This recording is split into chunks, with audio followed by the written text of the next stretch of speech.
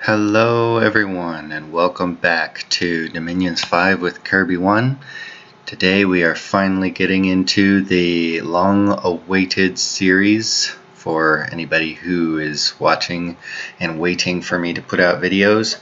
The series of the alternate perspective from Accidental Ascension 4A, the perspective of Nazca. After my Nazca showcase video, we're going to jump straight in to a let's play of an Accidental Ascension game with Nazca. There we are, turn 1. Now you're going to get a lot more out of this video if you go jump on over to GeneralConfusion's channel and either watch or rewatch those videos of Accidental Ascension 4A, because I'm not going to go over a whole lot of the stuff. We'll just quickly skim the pretenders that we got going on. Now, as you saw from the start of the video, this is going to be using the One Age mod, in which all of us are dumped into the Middle Ages, and you just get every nation. And because some of the nations overlap, they're named differently. So for example, we've got here New Cetis and Middle Cetis. Now there are 3 Cetises, early, middle, and late age. So Middle Cetis is just middle age Cetis, and New Cetis is the late age Cetis. So there are 2 Cetises. We've also got 2 Armorian nations. One of them is Pythium, middle age Pythium, and then the other is early Armor.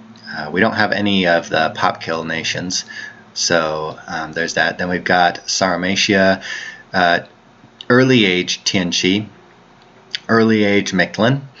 At 2 of the Jotun nations, we have Niflheim, early age, and Utgard, which is late age, because middle age has the Vaedi goblins. Then we've got Lanka, played by GeneralConfusion, and he did a whole series of them.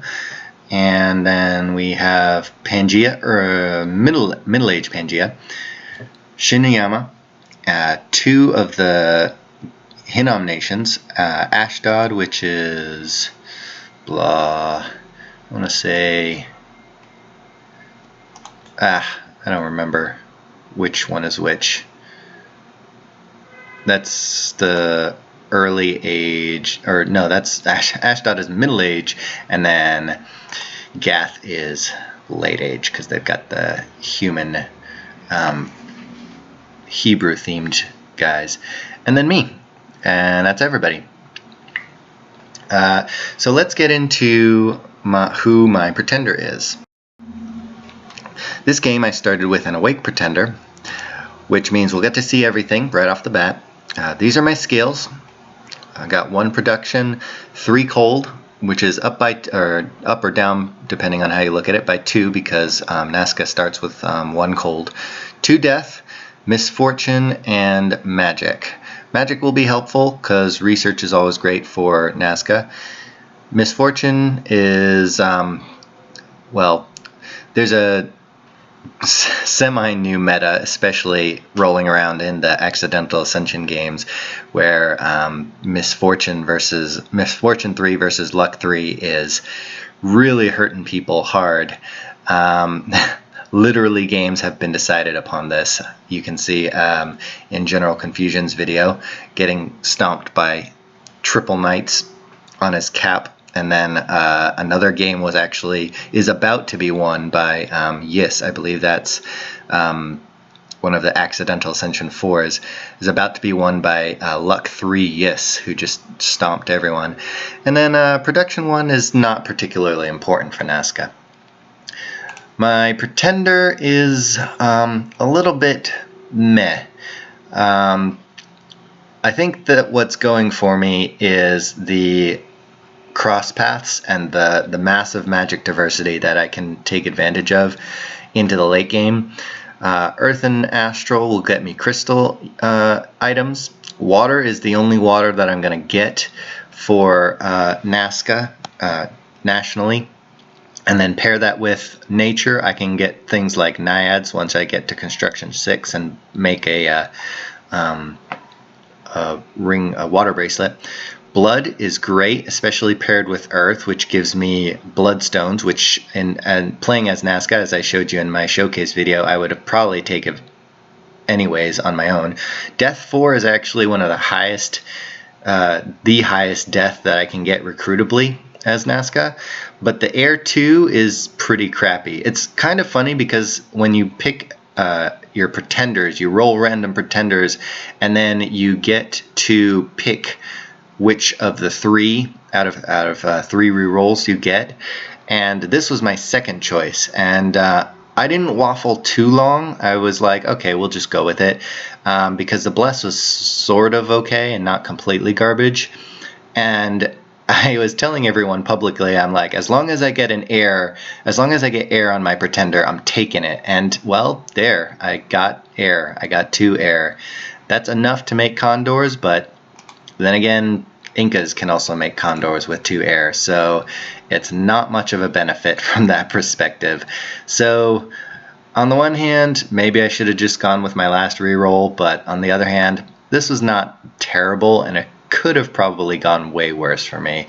So we'll just roll with it. My Bless is Decay Weapons, Bark Skin, Magic Resistance 1, Blood Surge, and Magic Leadership. They all have various uses, but they're not the best choices for Nazca. You wouldn't probably naturally want to take them. Bark Skin is alright, especially if you go heavy Supaya, because then it gives your Supayas protection, but it makes you very vulnerable to fire later on, and people can take advantage of that pretty heavily. Magic Leadership is interesting. There are a bunch of magical options, especially with my massive cross paths and magic diversity on my Pretender. So there's that. Blood Surge is great. Just generally, Blood Surge is always good. And Magic Resistance is not terrible, but especially for, again, Supayas, because then they are harder to banish.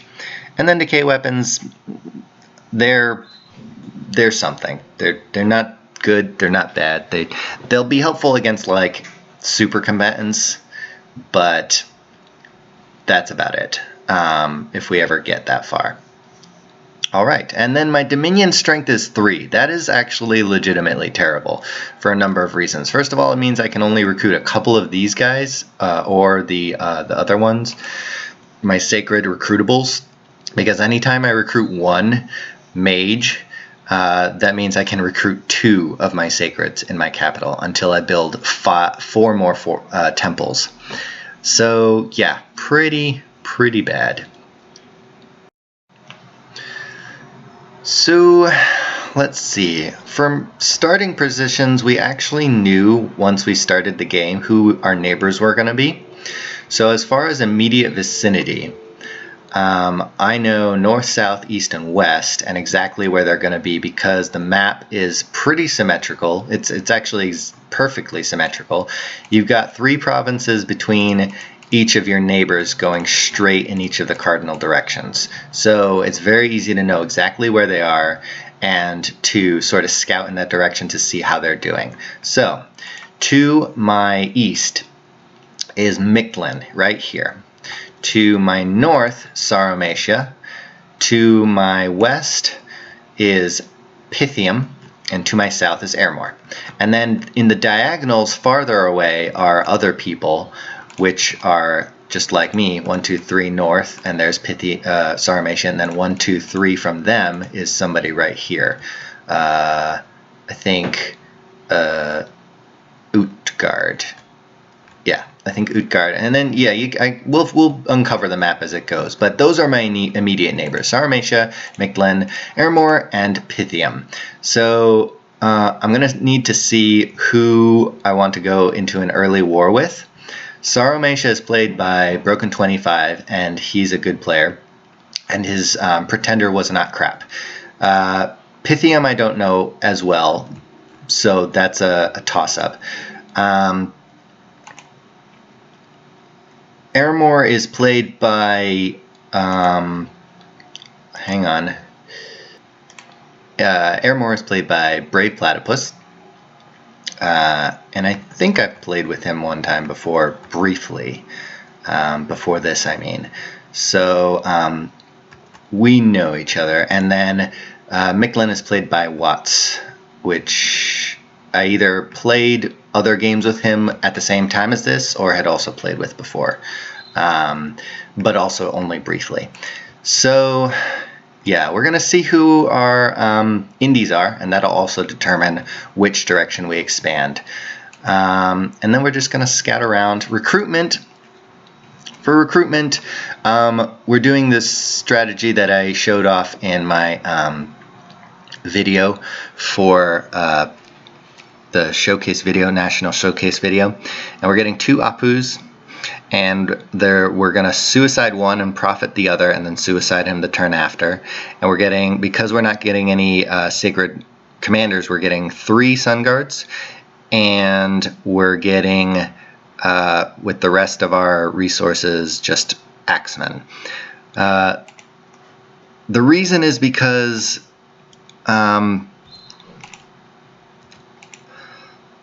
Axemen,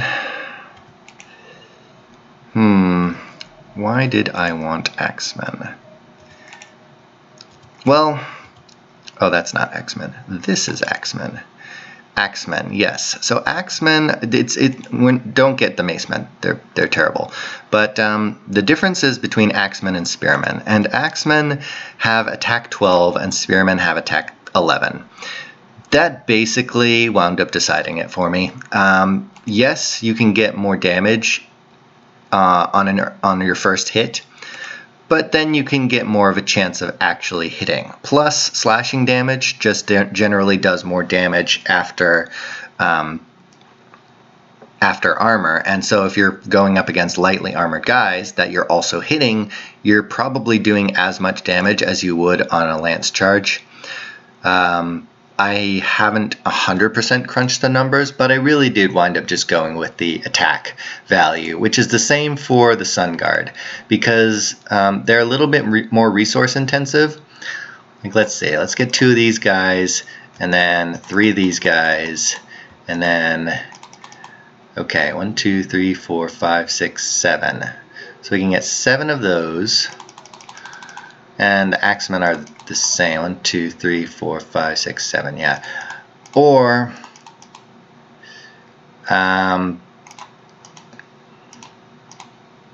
oh yeah. So it would have been a lot more units if we went with these guys.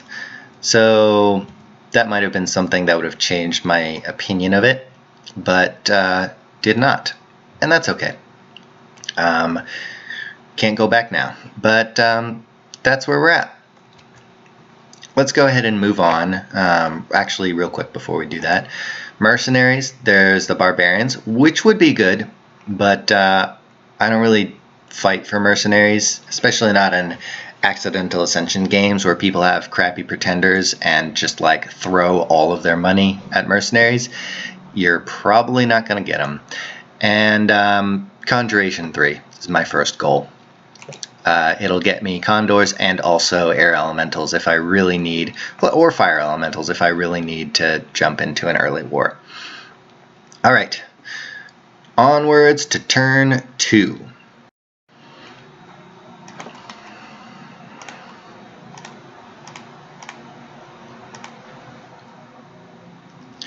We got profits. Profits. Alright, we're also going to go back and skim the pretender names as well, because that would be polite. Unnamed skin removal technician, Sarmatia, thematic. Wesley the Noble, I suppose thematic.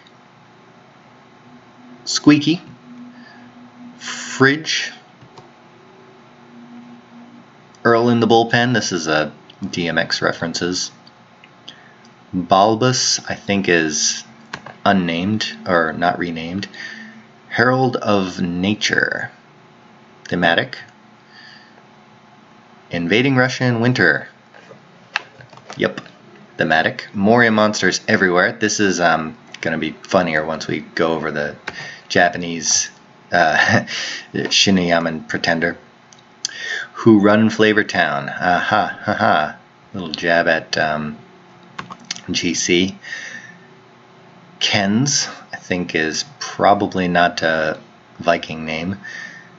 Get Not might be not renamed. So there we go. And I do not have a prophet yet. And I think that's probably everyone. 1, 2, 3, 4, 5, 6, 7, 8, 9, 10, 11, 12, 13. No, one other person. 1, 2, 3. Oh, sorry. Pretenders. 1, 2, 3, 4, 5, 6, 7, 8, 9, 10, 11, 12, 13, 14. Yeah, one other person did not rename it. It'll come up eventually. So we've got Firestarter of Old Airmore. We've got Lucky Cow. Remember that name, Lucky Cow. That'll be a name to remember for the ages. For Sauromatia, Buttercup. For TNG, Stu Little, Micklin, Sumo Championess. This was a very good pretender pick, random pretender pick for Niflheim. DMX for Lanka. Scaly Guy for Old Pythium. Decomposition is good for the Earth for Middle Cetus, which is Middle-aged Cetus. Failsneck. Pangea got a snake. An earth snake with, I think, noblesse. And then Gandalf goes to Japan for Shiniyama. Yep, that was the thematic thing there. Master Plaster, a little jab at GC's last game. Humbug is for me. Humbug is just my sort of default name. It's a nickname I gave my wife for various reasons.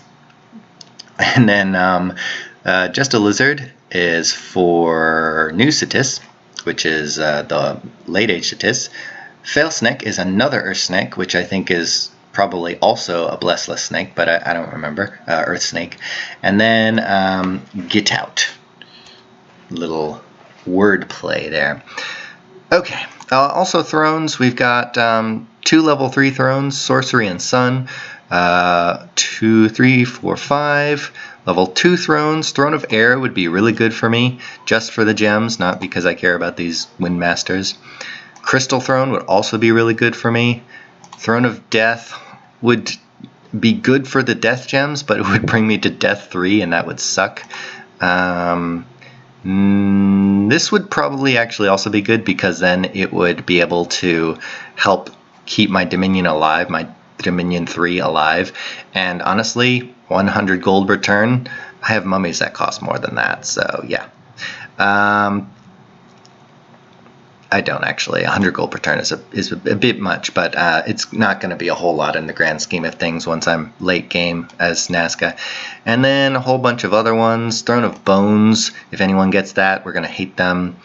At least there's no Throne of Beasts. So Throne of Storms would be great for me. Throne of Autumn, we know later on GC gets if you watch his videos. Anyways, moving on. So I got my OP Nazca hacks the Apu prophetizing himself, and we're going to suicide. We're going to pair suiciding our Apus with scouting, because we can do that. We can use that suicide option to know exactly how many people are going to be in a province and where they're going to be, so we know how to strike that province. This province, we're just going to straight up go for and attack. I threw all of our birds in one stack for hold and attack rear. They're just going to shoot a bunch with their bows and then fly and smack them with their maces, and this stack might be able to do it. And then these guys, we hope will die. We really, really do. We just want them to be dead. And that's why they're up front catching arrows, and then hopefully getting lanced as well. Which, horse tribes, they got a lot of arrows, so they don't actually usually use their lances. But recruitment, more of the same. Axemen and Sun Guards. I think we dropped a Sun Guard. We could have made another one. And this time we're getting Apusquipes. Apu pluses. We're just going to call them Apu pluses right now, because that's a pain in the butt for me to pronounce. The better commanders. They are not better, as we learned from testing. They are not better once they become mummies. They still will only lead 10 people. So it's just a upfront waste of gold, because you could get 40 gold ones or 70 gold ones, and they'll both give you this guy. So it doesn't really matter which one you pick if you're just going to suicide them. So pick these guys. But if you want to use one of them to lead your flying units, maybe one of these guys wouldn't be terrible to have around. So we're going to see who's in there. We're going to attack here. We're going to keep researching, and we'll get Conjuration 2 next turn. So that's great. So let's move on up in the world. Turn 3.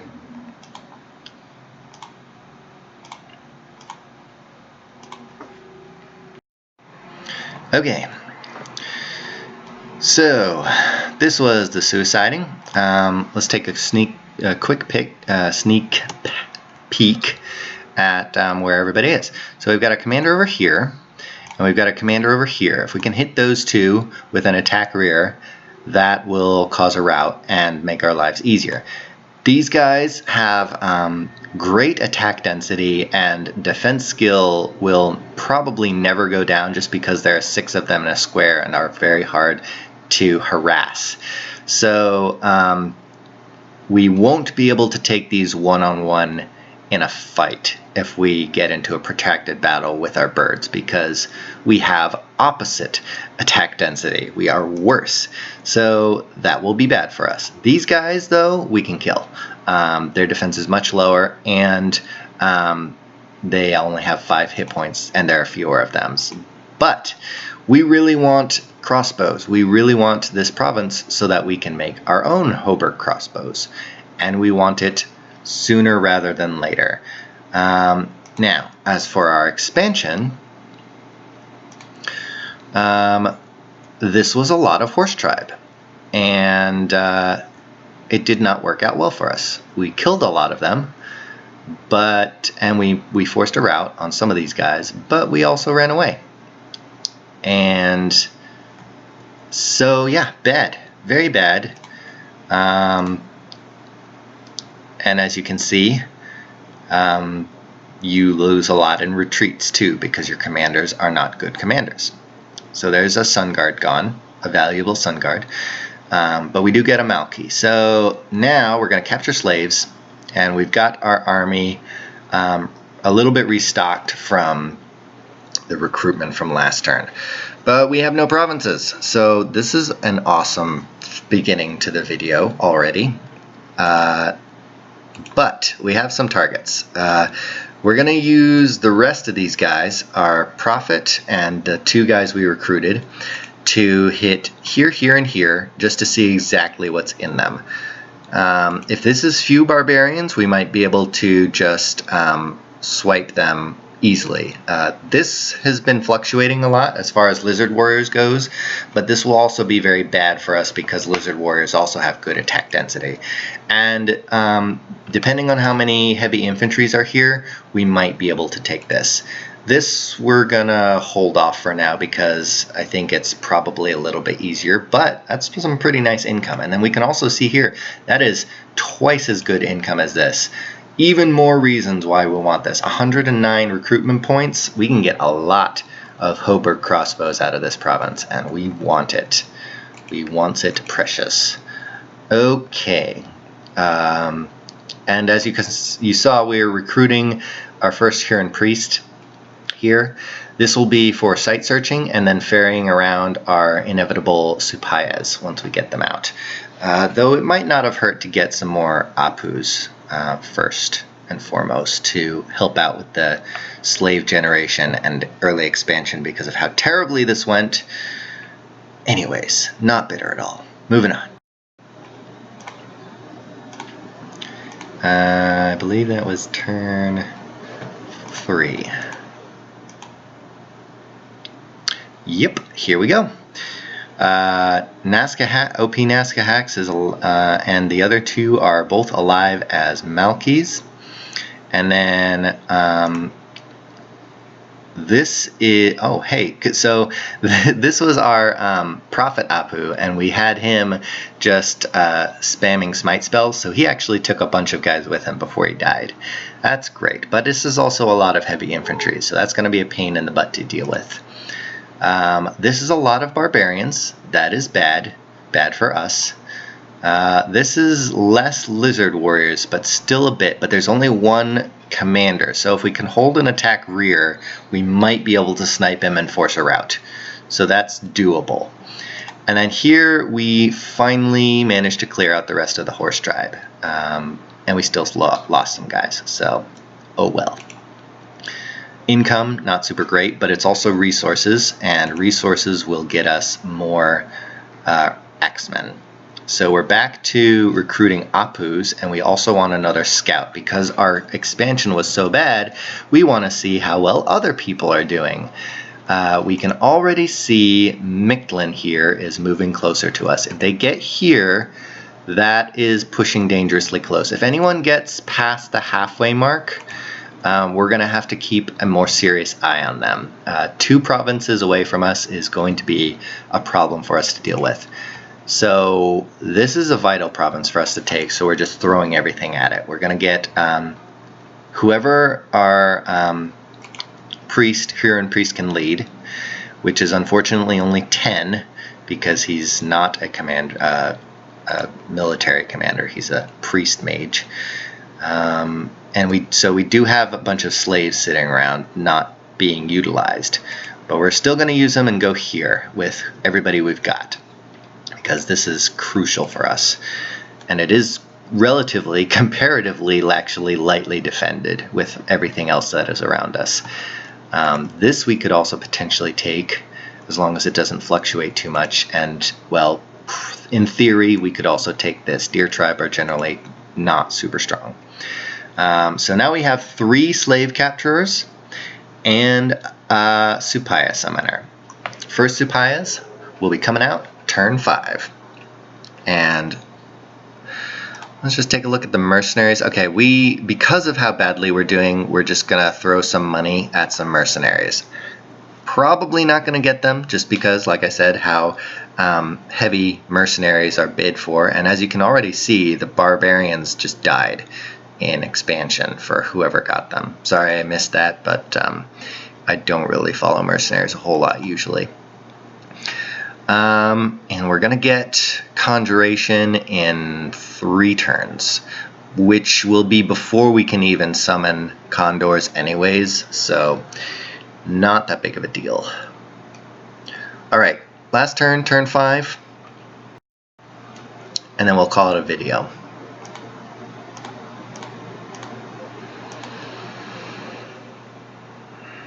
Alright, did we get the Humbug's?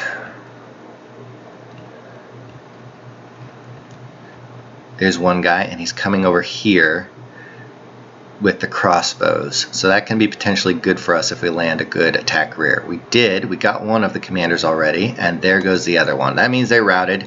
We did lose some guys up here who did not make it to the attack rear, but we didn't have to get into a protracted fight with these guys, and all the crossbows are dead. So, not terrible.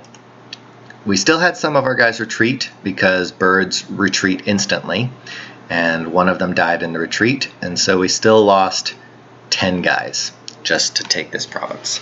So there's a lot of attrition. But on the plus side, we immediately got 3 Dominion there too. So that's super. And we're building a palisade right away. All our money into palisade duty, literally all our money into palisade duty. We really want this province locked down and getting us more money, and then getting us Humbug crossbows. Let's see how many we could make right now if we were not to build a palisade. We can make 5. So making a palisade, breaking out into these lands, and getting more resources will be even better for us, and getting even more crossbows, and that'll be a huge bump to our fighting capacity later on. So yeah, basically we had no recruitment for a turn in order to build that palisade. We did not get the mercenaries because they got by Gath, and our research is pumping away. 2 more turns until we get the